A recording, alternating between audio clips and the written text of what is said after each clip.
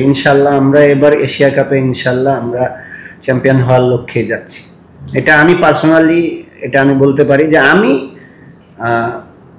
Champion হওয়ার জন্যই যাচ্ছি। আর ইনশাল্লাহ ড্রেসিং রুমে এটা সবাই বিলিভ করে, বিশেষ করে এখন আমাদের যেরকম এনভায়রনমেন্ট আছে, সবাই যেরকম এফোর্ট দিতেছে, ইনশাল্লাহ আমরা সবাই বিশ্বাস করি আমরা এবার চ্যাম্পিয়ন হওয়ার জন্যই যাব।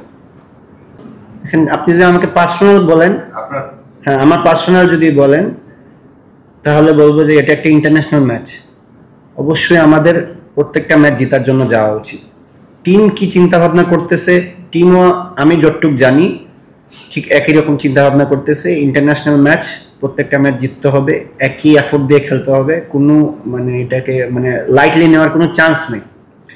তো এরকমই চিন্তা ভাবনা, যে আমাদের প্ল্যান এরকমই থাকবে, আমরা যেরকম ধরনের ক্রিকেট খেলি যে কোনো টিমের সাথে ওরকমই খেলবো।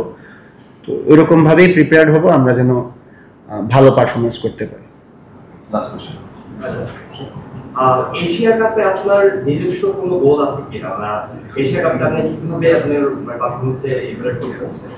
এশিয়া কাপ নিয়ে হ্যাঁ বুঝতে পারছি। না আমি নর্মালি এত গোল সেট করি না আসলে, কারণ টি-20তে আমার ব্যাটিংটা সার্টেন চেঞ্জ হয়ে যায়, কখনো আগে যেতে হয় কখনো, তো আসলে ওইরকম গোল সেট করাটা খুব ডিফিকাল্ট হয়ে যায়।